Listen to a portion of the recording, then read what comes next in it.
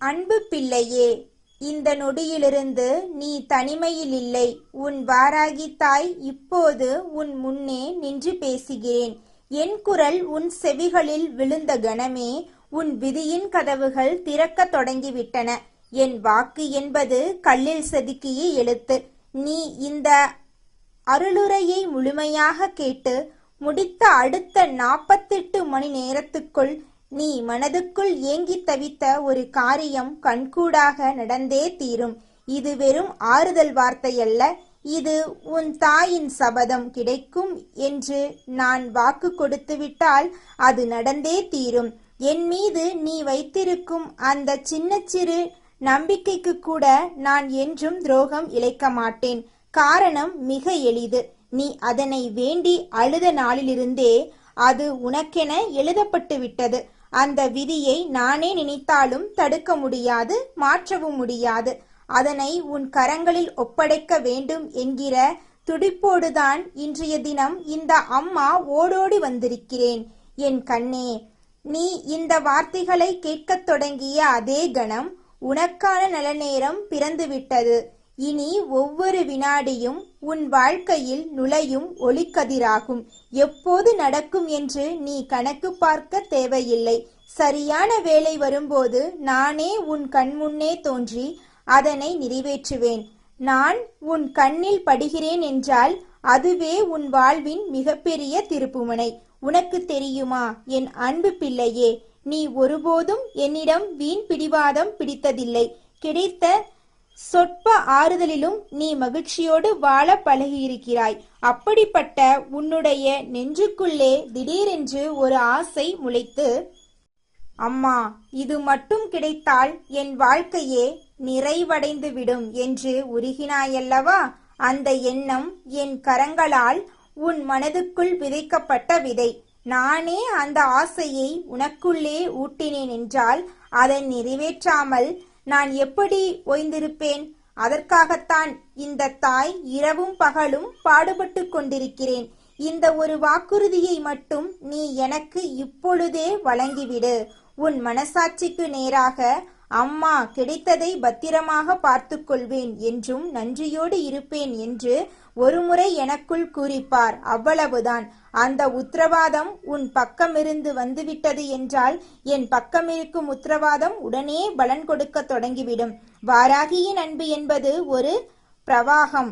இதோ இந்த நிமிடம் உன் மனதுக்குள் இருக்கின்ற அத்தனை கவலைகள், பயங்கள், தூக்கமில்லாத இரவுகள் என அனைத்தையும் நான் என் பாதத்தால் மிதித்து தள்ளப் போகிறேன்.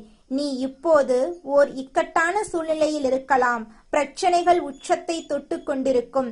ஆனால் என் செல்லமே, அதற்கு ஒரு தத்துவம் இருக்கிறது. எந்த ஒரு சோதனையும் முடிவுக்கு வருவதற்கு முன்னால் அது ஒரு முறை மிக கொடூரமாக முற்றிப்போகும். உச்சம் தொட்டால்தான் அதற்குள் இருக்கின்ற உண்மை வெளிப்பட்டு மருந்து வேலை செய்யும். உன் வாழ்க்கையில் இப்போது நடப்பது அதுதான். உச்சக்கட்ட துயரம்தான் உனக்கான நன்மையை நடத்தி கொடுக்க வந்திருக்கிறது என்பதை புரிந்துகொள். அம்மாவின் அருட்கரம் உன் சிரசின் மேல் இப்பொழுதே இருக்கிறது. நீ உச்சத்தில் இருக்கின்ற இந்த சோதனையை பார்த்து, இதுதான் என் விடியலுக்கு முன்னால் கடைசி இருள் என்று மனமாற நம்பு. என் அன்பு உன்னை சூழ்ந்திருக்கிறது. நல்ல நேரம் என்றால் என்ன தெரியுமா? நீ இந்த வாக்கை கேட்கின்ற ஒவ்வொரு நொடியும் தான் உனக்கு நல்ல நேரம். நான் உனக்கு தேடி வருகின்ற ஒவ்வொரு நாளும் உனக்கு ஒரு திருநாள்தான். எனவே கவலை கொள்ளாதே. இனி வருபவையெல்லாம் நமக்கு நன்மையாகவே அமையும் என்கிற விழிப்புணர்வுடன் இரு. அம்மா கூறிவிட்டாள், இனி அதில் மாற்றமே கிடையாது. உன் நன்மைக்கு எது தேவையோ அதனை நான் நடத்தியே தீருவேன். நீ நினைத்ததை, நீ வேண்டியதை உனக்கு கொடுத்தே தீர வேண்டும். அது உன் வாழ்க்கையில் முழுமையை நிச்சயமாக கொண்டு வரும். நீ செய்ய வேண்டிய வேலை என்னவென்றால், உன் மனநிலையை மட்டும் ஊசலாட்டம் இல்லாமல் பார்த்துக்கொள். இது கிடைக்குமா கிடைக்காதா என்று அடிக்கடி எண்ணத்தை மாற்றிக்கொண்டே இருக்காதே. ஒரு விஷயத்தில் ஆணித்தரமாக நில். உனக்கு நான் ஒரு ரகசியம் கூறுகிறேன். தொடக்கம் நன்றாக இருக்கும். நடுவில் சற்றே இடர்பாடுகள் வரும். ஆனால் முடிவு கம்பீரமான வெற்றி முடிவாகத்தான் இருக்கும். இந்த நம்பிக்கை உணர்வு மட்டும் உன்னோடு இருந்தது என்றால் அதுவே உன் வாழ்க்கையை நீ நினைக்கின்றவற்றையெல்லாம் மாற்றியமைக்கும். நம்பிக்கையை கைவிட்டுவிட்டு அவநம்பிக்கைக்குள் சென்று அமைந்து விட்டால் அதன் பின் எல்லாமே உன்னை விட்டு நழுவி போகும். இதனை மட்டும் நினைவில் இருத்திக்கொள். உனக்குள்ளே இப்போது ஒரு பெரிய மகிழ்ச்சி அலையை நான் எழுப்பியிருக்கிறேன். உன் மனது இப்போது லேசாக மாறியிருக்கும். நம்பிக்கை என்பது ஒரு காந்தம். அதனை வைத்திருப்பவர்களை நோக்கி அதிர்ஷ்டம் தானாக ஓடிவந்து ஒட்டிக்கொள்ளும். நீ எங்கு சென்றாலும் உன் முகத்தில் ஒரு பொலிவிருக்க வேண்டும். வாராகி அம்மா எனக்கு வாக்கு கொடுத்திருக்கிறாள் என்கிற பேரொளி அது. சோர்ந்து போய் அமர்ந்து விடாதே. நான் வாக்களித்து விட்டேன். அதனை நிறைவேற்றும் பொறுப்பு என்னுடையது. நீ செய்ய வேண்டியது உன் அன்றாட கடமையை செய்துவிட்டு மனதுக்குள் என்னை நினைத்து மகிழ்ச்சியோடு இருப்பதுதான். உன் வாழ்க்கையில் நீ இதுவரை போதும் என்கிற மனதுடன் வாழ்ந்திருக்கிறாய். அது மிக பெரியதொரு தவம். அதனால்தான் இப்போது இது மட்டும் போதும் என்று நீ நினைக்கின்ற அந்த ஒரு பொருள் உனக்கு கிடைக்கப் போகிறது. உன் பொறுமைக்கு நான் தரும் பரிசு இது. நீ எவ்வளவு உயரத்துக்கு சென்றாலும் வாராகி தாயே இதனை தந்தாள் என்கின்ற பணிவு இருக்க வேண்டும். பணிவாக இருப்பவர்களை வாழ்க்கை மேலும் மேலும் உயர்த்தி கொண்டே செல்லும். அதுதான் இயற்கையின் நியதி. நீ பயப்படுகிறாயே சில முகங்களை பார்த்து, இவர்கள் நமக்கு என்ன செய்து விடுவார்களோ என்று. இனி அந்த அச்சமே தேவையில்லை. நான் 1000 கண்களோடு உன்னை சுற்றி பாதுகாப்பிற்கு நிற்கிறேன். என் கைகளில் இருக்கின்ற உலக்கையை பார். உன் எதிரிகளின் வஞ்சக திட்டங்களை, உன்மேல் தொடுக்கப்பட்ட கண்ணேறு மந்திரங்களை எல்லாம் இடித்து தள்ள இதுவே என் ஆயுதம். ஒவ்வொரு முறையும் நீ மனதுக்குள் வாராகி அம்மா என்று அழைக்கும் போது எந்த கெடுதலும் உன்னை நெருங்க முடியாமல் தடுத்து நிறுத்துகிறேன். அப்படியே என் இன்னொரு கையில் இருக்கின்ற கலப்பையை பார். நான் என் கலப்பையால் உன் வருங்காலத்தை ஆழமாக உழுகிறேன். அங்கே வெற்றி, செல்வம், நிம்மதி, நல்லுறவுகள், ஆரோக்கியம் என நட்பலன்கள் விளையும். உன் முகம் பூரிப்படைந்து உன் குடும்பமே ஒரு வளமான தோட்டமாக மாறும். எனக்கு தேவையெல்லாம் உன் அசைக்க முடியாத நம்பிக்கை மட்டுமே. இப்போது உனக்கு ஒரு இறுதியான சிந்தனை. நான் உனக்கு கூறும் காலம் 48 மணி நேரம். இது ஒரு புனிதமான காலக்கெடு. இந்த நேரத்துக்குள் நீ ஆசைப்பட்ட விஷயத்தின் தொடக்கம், ஓர் அறிகுறி, ஒரு நல்ல செய்தி அல்லது ஏதேனும் ஒரு அசைவு நிச்சயம் வரும். அது வந்ததும் நீ உடனே என் நினைவாக ஒரு நன்றியை மனதுக்குள் கூறிவிடு. அம்மா, நீ கூறியபடி தொடங்கிவிட்டது. நான் நம்பிக்கையோடு காத்திருக்கிறேன் என்று கூறினால் போதுமானது. நீ பரபரப்போடு காத்திருக்க கூடாது. உனக்கு இரவில் உறங்கச் செல்லும் போது திடீரென்று தொலைபேசி ஒலிக்கலாம், கதவு தட்டப்படலாம், அல்லது உன் மனதுக்குள் திடீரென்று ஒரு புதிய தெளிவு பிறந்து நாளை இப்படி செய் என்று தோன்றலாம். அதனை அலட்சியப்படுத்தி விடாதே. அதுதான் நான் காட்டும் பாதை. நான் உன் உள்ளுணர்வாக தகுந்த சந்தர்ப்பமாக சின்னஞ்சிறிய அதிசயமாக உருவெடுப்பேன். என் அன்பு பிள்ளையே, நீ இத்தனை நாட்களாக தனியாக போராடினாய். இனிமேல் அந்த போராட்டத்தை நான் ஏற்றுக்கொள்கிறேன்.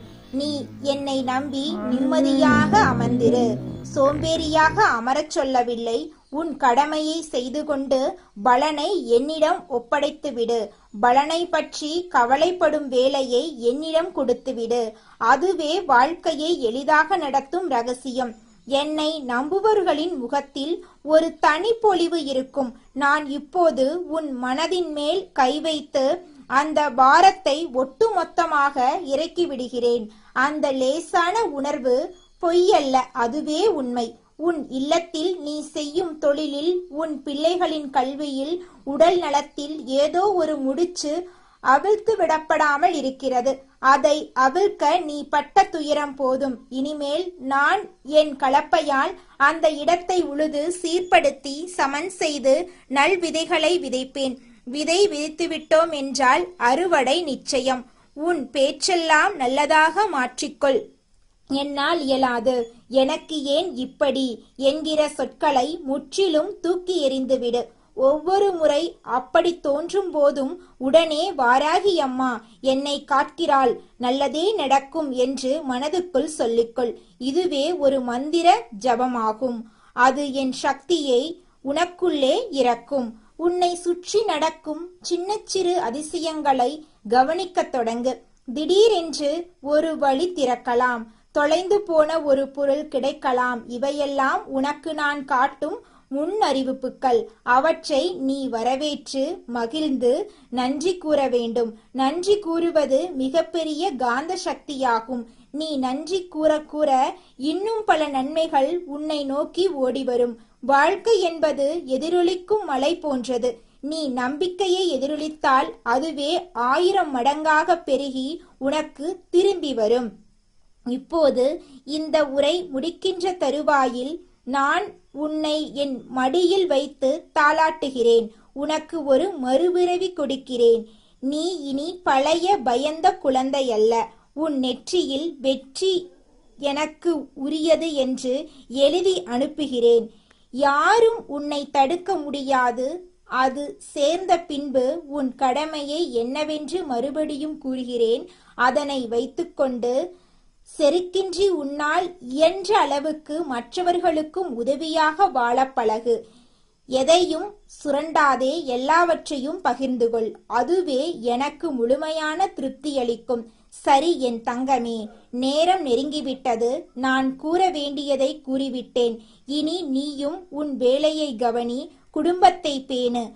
ஆனால் மனம் முழுதும் என்னை நினைத்துக்கொண்டே இரு. எந்த ஐயமும் வேண்டாம். என்னை கெட்டியாக பிடித்துக்கொள். நான் உனக்கு தரும் வரம் கரை சேர்ந்த பிறகு உன்னால் இயன்றபோது இதே போன்றதொரு தீபத்தை ஏற்றி என்னை நினைத்துக்கொள். அது எனக்கு போதும். நீ அழைத்தால் நான் உடனே செவிசாய்ப்பேன். நீ கூப்பிடாமலேயே நான் வந்து நிற்பேன். இப்படி ஒரு தாய் உனக்கு கிடைத்ததே 1000 ஜென்மத்து புண்ணியம். இறுதியாக ஒரு வரத்தை கூறி முடிக்கிறேன். இதோ என் கரங்களை நீட்டியிருக்கிறேன். உன் கவலைகளை எல்லாம் பிடுங்கி இந்த நொடியில் என்னிடம் கொடுத்துவிடு. எல்லா பாரங்களையும் தூக்கி என் முன்னால் கொட்டிவிடு. அம்மா, இனி நீயே பார்த்துக்கொள் என்று ஒரு வார்த்தை மட்டும் மனதுக்குள் கூறு. அவ்வளவுதான். நான் பொறுப்பேற்றுக் கொண்டேன். உனக்கு இனி அச்சமே தேவையில்லை. உன் மனம் சுத்தமாக, உன் எண்ணம் நேராக இருந்தால் உன்னை எந்த தீங்குமே தீண்டாது. நான் எப்பொழுதும் உனக்கு பின்னால் பாதுகாப்பாக நிற்பேன். இனிமேல் உன் வாழ்வு முழுக்க முழுக்க ஒரு பூஞ்சோலை. அதில் உலவுவது நீ. அதன் தோட்டக்காரி நான். வாடினால் நான் நீர் ஊற்றுவேன். புழு வந்தால் நான் மருந்தடிப்பேன். கனி பழுத்தால் நீ பறித்து புசிப்பாய். இதுதான் ஒப்பந்தம். வாராகி அம்மனின் வாக்கு என்றும் பொய்க்காது. நீ நாளை விடிந்ததும் புதிய மனிதனாக உணர்வாய். உனக்கொரு மாபெரும் அதிர்ஷ்டம் இருந்தால் மட்டுமே இது சாத்தியம். அந்த அதிர்ஷ்டம் இன்று உன் வாழ்வின் வாசலில் வந்து நிற்கிறது. ஏனென்றால் என் செல்லமே, நீ இனி ராஜயோகம் எனும் ஒளியை அடையப் போகிறாய். அந்த ஒளியின் வெம்மை என்னை உன் திசை நோக்கி இழுத்து வந்தது. உன் வாராகி தாய் உன்னை தேடி உன் ஆன்மாவின் குரலை கேட்டு இங்கு வந்து நிற்கிறாள். இந்த தருணத்தின் ஆழத்தை நீ முழுமையாய் உள்வாங்கிக் கொண்டால் உன் கண்ணீருக்கு காரணமான அதே விஷயம் இனி உனக்கு முடிவில்லா நன்மைகளை வாரி வழங்கப் போவதை நான் உனக்கு காட்டுவேன். எதற்காக உன் நெஞ்சம் உடைந்து போனதோ அதிலிருந்தே உன் மிகப்பெரிய எழுச்சி தொடங்க போகிறது. நீ வெக்கி தலைகுனிந்த இடத்தில் உன்னை வாழ்த்தக்கூடியோர் கூடுவார்கள். நீ உதவாக்கரை என்று ஒதுக்கப்பட்ட அதே மனிதர்கள் உன் முன்னே வந்து கைகட்டி நிற்பார்கள். இதுதான் ராஜயோகத்தின் வேகம். நீ கேட்காமலேயே உனக்கான மாற்றங்களை அது நிகழ்த்தி காட்டும். இந்த வாழ்க்கை எனும் பயணத்தில் நீ விழுந்த ஒவ்வொரு முள்கூரையும் நினைத்து இனி உன் மனசை அரிக்க விடாதே. உனக்கு வேதனை தந்தவர்கள் யாரும் அத்தகைய உயரத்தில் இல்லை என் கண்மணி. அவர்களிடம் உண்மையான வலிமை இருந்திருந்தால் வேறொரு உயிரை காயப்படுத்தும் தேவையே அவர்களுக்கு ஏற்பட்டிருக்காது. தனக்குள் ஒளியே இல்லாதவர்கள் பிறர் மீது நிழலை வீசி தங்களை பெரிதாய் நினைத்துக் கொள்கிறார்கள். அந்த நிழலை பார்த்து அவர்களை மாபெரும் சக்தியாய் நீ கற்பனை செய்து கொண்டாய். உன் அச்சமே அவர்களை அசுரர்களாக்கியது. உன் தயக்கமே அவர்களை ஆயுதமாக்கியது. இனி இந்த விளையாட்டுக்கு முற்றுப்புள்ளி வைக்க வேண்டிய நேரம் வந்துவிட்டது. ஒரு கணம் சிந்தித்துப் பார். எத்தனை முறை உன் தூக்கத்தை கெடுத்திருக்கிறார்கள்? எத்தனை முறை உன் புன்னகையை கொள்ளையடித்திருக்கிறார்கள்? இவை யாவற்றையும் ஒரு பொருட்டாகவே மதிக்காதவர்களுக்கு உன் மன அமைதியின் விலையை ஏன் நீ காட்ட வேண்டும்? நீ சராசரியான மகிழ்ச்சியோடு பெரும் புயல்கள் ஏதுமின்றி வாழ வேண்டியவன். ஆனால் நீயோ உன்னையே துன்பம்தான் விதி என்று நம்ப வைத்துக் கொண்டாய். வாழ்க்கை என்பதே சோதனைதானா என்ற கேள்வியோடு ஒவ்வொரு பொழுதையும் சுமையாக்கினாய். இறைவனிடம் கதி கேட்டு நிற்கும் உன் நிலை கண்டு இந்த தாயின் நெஞ்சம் துடிக்கிறது. ஆனால் இன்று அந்த பழைய பக்கங்களை கிழித்தெறிந்து விடு. உனக்கு காயங்களோ ஏமாற்றங்களோ துரோகங்களோ ஏதும் நடக்காத ஒரு புத்தம் புதிய பிறவியை இப்போதே தொடங்கு. உன் மனம் ஒரு வெள்ளைத்தாள். அதில் அச்சத்தின் மைக்கரை எதுவும் படியவில்லை. கடந்த காலத்தின் பிணிச்சுமைகள் கரைந்து போயின. இந்த தருணத்தில் நீ முழுமையாய் புதியவன். அந்த புத்துணர்ச்சியோடு என்னை நோக்கி முதல் அடி எடுத்து வை. இந்த வாராகி அம்மன் சொல்லும் ஒவ்வொரு எழுத்தும் உன் வருங்காலத்தின் சிற்பமாக மாறப்போவதை நீ விரைவில் உணர்வாய். இப்போது உனக்கான மிக முக்கியமான முதல் பணியை சொல்கிறேன். உன் ஆன்மாவை கடித்து குதறும் சில பற்களை அறுத்துவிட வேண்டும். உறவுகள் என்ற பெயரில் உன் இரத்தத்தை உறிஞ்சும் ஒட்டுணிகளை உனது வாழ்க்கை மரத்திலிருந்து வெட்டி வீழ்த்த வேண்டும். சமூகம் சொல்லும் எப்படியும் பொறுத்துப்போ என்கிற முட்டாள்தனமான பாடத்தை முதலில் உன் அகராதியிலிருந்து தூக்கி எறி. எந்த உறவும் புனிதமானது அல்ல. எப்படிப்பட்ட உறவும் நீ அனுபவிக்கும் மன உளைச்சலை விட பெரியது அல்ல. எது தெய்வீகமானது? நீ ஒரு வார்த்தை சொல்லும் முன்பே உன் கண்ணீரின் உப்பை உணர்பவர்கள். நீ எந்த படுகுழியில் விழுந்தாலும் நான் இருக்கிறேன் என்று எந்த ஆர்ப்பாட்டமும் இன்றி நில்லாய் இருப்பவர்கள். உன் வெற்றியில் தலைக்கணம் கொள்ளாமல், உன் வீழ்ச்சியில் விலகி ஓடாமல் உன்னை அப்படியே ஏற்பவர்களே உண்மையான பொக்கிசங்கள். இதற்கு நேர்மாறாக உன் வழியில் ருசி காணும் ராட்சச உறவுகளை நீயே உன் மார்போடு அணைத்து உன் மூச்சை இறுக்கிக் கொள்கிறாயே என் தங்கமே. உன் முகத்தில் விழும் ஒவ்வொரு துளி நீரையும் ரசித்து பார்த்து இன்னும் கொஞ்சம் கஷ்டப்படட்டும் என்று மனதுக்குள் கள்ளச்சிரிப்பு சிரிப்பவர்களை நீ இன்னும் நம்மால் என்று நம்புகிறாயே. இந்த நம்பிக்கையே உன்னை மீண்டும் மீண்டும் சிதைக்கும் முதல் ஆயுதம். இன்றே இப்போதே உனக்குள் இருந்து அந்த நஞ்சை வெளியேற்று. உன் துயரத்துக்கு காரணமான உன் தன்னம்பிக்கையை துளைத்த, உன் மன அமைதியை சூறையாடிய முகங்களிடமிருந்து ஒரு முடிவான விடை பெறுதலை நிகழ்த்து. அந்த முகம் எவ்வளவு நெருக்கமானதாக இருந்தாலும், இரத்த பாசமாக இருந்தாலும், வாழ்க்கையின் மிக பெரிய கருணை கொலையை நிகழ்த்தியவர்கள் அவர்களே. இந்த வாராகி தாய் உனக்குச் சொல்லும் ஆணை இது. உன் பாரத்தை முழுவதையும் என் தோளில் போட்டுவிட்டு நீ விடுதலையாகிவிடு. இவ்வளவு நாள் இத்தனை தியாகம் செய்து வளர்த்த பந்தம் இப்படி ஒரே நொடியில் விட்டு விலகுவதா என்று உன் மனம் கேட்கும் என்று அறிவேன். ஆனால் உண்மையை கேள். நீ வளர்த்தது பந்தமல்ல, உன் பலவீனத்தை சுற்றி பின்னப்பட்ட ஒரு சிறைக்கூடு. அந்த கூட்டினுள் நின்று உலகமே இருண்டு விட்டதா எண்ணி இனி எதுவும் மிச்சமில்லை, எல்லாம் முடிந்தது என்று நீ மனம் உடைந்த இரவுகள் எத்தனை! அன்று உன் அருகில் ஒரு துளி ஆறுதல் தர அந்த உறவுகள் வரவில்லை. மாறாக நீ விழுந்த குழியில் மேலும் சேற்றை வாரி இறைக்கவே அவர்கள் போட்டி போட்டார்கள்.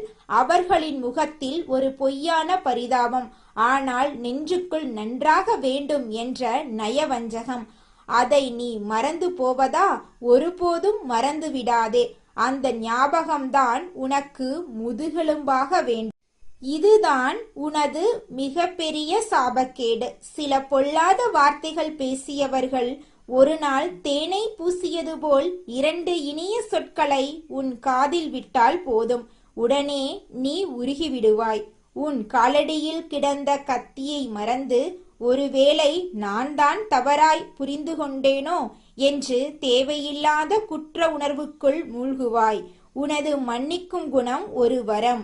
ஆனால் அதை தகுதியற்றவர்களிடம் பயன்படுத்தும் போது அது உனக்கே வைக்கும் சாபமாக மாறிவிடுகிறது. உன் மன்னிப்பு அவர்களின் திமிரை மட்டுமே வளர்க்கும். உன் கருணை அவர்களின் அடுத்த குற்றத்துக்கு உரமிடும். இனி உன் இதயம் மிக கவனமாக செயல்பட வேண்டும். பழைய பாடங்களை அழித்துவிட்டு மீண்டும் அதே பள்ளிக்கூடத்தில் சேராதே. இந்த அன்னை உனக்கு ஒரு ரகசியத்தை சொல்கிறேன். உனது எல்லா நல்ல அதிர்ஷ்டங்களையும் தடுத்து நிறுத்திய பெரிய கதவுகளாக இருந்தவர்கள் இந்த போலி முகங்களே. நீ எவ்வளவு நேர்மையாக அழகாக பழகினாலும் அதிலும் ஒரு குற்றம் கண்டுபிடித்து உன் காற்றில் விஷத்தை கலப்பதே அவர்களின் மூச்சாக இருந்தது. உன் பெயரை சேறு பூசவே அவர்கள் காத்திருந்தார்கள். அப்படிப்பட்ட உயிர்களோடு உன்னை பிணைத்து கொண்டிருப்பது ஒரு பிணத்தை தோளில் சுமந்து நடப்பதற்கு சமம். இனி மூழ்கிக் கொண்டிருக்கும் கப்பலை விட்டு வெளியேறு. உன்னை யார் உண்மையாக நேசிக்கிறார்களோ, உன் மௌனத்தின் மொழியை யார் கேட்கிறார்களோ, உன் சோர்வில் உன்னை இறுக்கி அணைக்கிறார்களோ அவர்களுக்காகவே உன் மீதி வாழ்க்கையை வாழ்ந்து காட்டு. அத்தகைய பொக்கிஷம் உனக்கு கிடைத்திருந்தால் அதை 1000 கோட்டை சுவர்களுக்குள் வைத்து பாதுகாத்திடு. அந்த அன்பு மட்டுமே உன்னை வாழ வைக்கும் மூலிகை. பலர் சொல்லலாம், சூழ்நிலைதான் எங்களை அப்படி நடந்து கொள்ள வைத்தது என்று. சூழ்நிலை என்பது ஒரு புகை. அதை காரணம் காட்டி இன்னொரு உயிரை எரிப்பது என்பது மிக கொடிய பாவம். துன்பத்தில் இருப்பவனை பார்த்து நகையாடுவது, பலவீனத்தை மிதித்து பலம் காட்டுவது, இவை மன்னிக்கவே முடியாத குற்றங்கள். இந்த குற்றங்களை உன்னிடம் யார் செய்தாலும் அதை நீ சட்டென்று ஏற்றுக்கொண்டு விதி என்று வாழ்ந்து விடாதே. அவர்களுக்கு உரிய பதில் நிச்சயம் கிடைக்க வேண்டும். ஆனால் என் மகனே, என் மகளே, நீ பதிலடி கொடுக்க துடிக்காதே. ஏனென்றால் உன்னிடம் இருக்கும் கருணை அவர்களை தண்டிக்க விடாது. அது உனது இயல்பு. ஆனால் இந்த உன் வாராகி தாய்க்கு அந்த இயல்பு கிடையாது. நான் ஆதி பராசக்தியின் கோரை பற்கள். என் குழந்தையை கடித்த நகங்களின் தலையை நசுக்குவது என் பொழுதுபோக்கு.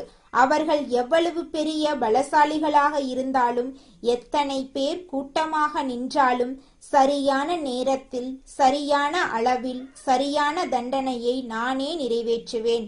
உன் அன்னை நான் அத்தனை எளிதில் விட்டுவிட மாட்டேன். இன்று முதல் உனது ராஜயோக காலம் தொடங்கிவிட்டது என்பதை மட்டும் மனதில் ஆழமாக பதித்துக்கொள். நீ பேரதிர்ஷ்டசாலி. இந்த பிரபஞ்சத்தையே ஆட்டிப்படைக்கும் வாராகியின் அன்பை நீ அடைந்து விட்டாய். இதை நம்பினால் போதும். காலம் உனக்கு சாதகமாக மாறும். உன் அன்னையின் வாக்கு என்பது எழுதப்பட்ட விதி. நீ செய்யும் ஒவ்வொரு சிறிய நல்ல செயலும் ஒரு பொன்மாலையாய் உனக்கு வெகு விரைவில் விளையும். இனி உன் வாழ்க்கையில் எதிரிகள் இல்லாத சூழல் உருவாகும். அது இயற்கையாகவே நிகழும். உனக்கு தீங்கிழைத்தவர்கள், உன் பக்கம் நிற்காதவர்கள், தங்கள் கர்ப்பத்தில் உன்னை வெறுத்து ஒதுக்கியவர்கள் எல்லாம் ஒரு நாள் உன் பின்னால் வந்து நிற்பார்கள். உன் அன்பின் அருமை இன்னதென்று அறியாத மூடர்கள் இனி கதறிக்கொண்டு உன்னை தேடி வருவார்கள். அவர்களுடைய கண்கள் திறக்க வேண்டிய பொழுது நெருங்கிவிட்டது. அப்போது உன் முகத்தில் ஒரு அசைவற்ற அமைதியை மட்டும் வைத்துக்கொள். உன் வெற்றி அங்குதான் வெளிப்படும். எதற்கும் கண் கலங்காமல் மார்பை நிமிர்த்தி நில். உன் துணைக்கு இந்த வாராகி நிற்கிறாள் என்பதை மட்டும் மறந்துவிடாதே. இருள் கூட உன்னை நெருங்க அஞ்சும். என் கடைக்கண் பார்வை உன்மேல் விழுந்த பின் உன் ஒவ்வொரு நாளும் ஒரு திருவிழாவாகும். உனக்கு வாழ்வில் இழப்பு இருப்பதாக நினைத்தாய். இல்லை, அது தேவையற்ற கலைகள் களையப்பட்ட தருணம். இனி உன் வழி தெளிவாக ஒளியால் நிரப்பியதாயிருக்கும். என் தங்க கட்டியே, உன் வாராகி தாயின் ஆசிகள் என்றும் உனக்கு முழுமையாய் குறைவர கிடைத்து கொண்டே இருக்கும். எவருடைய பொல்லாத பார்வையும் உன் சந்தோஷத்தை தீண்ட இயலாது. நீ அமைதியாயிரு. வாழ்க்கையின் வெற்றிகளை அனுபவி. இது என் சத்தியம், இது என் வாக்கு.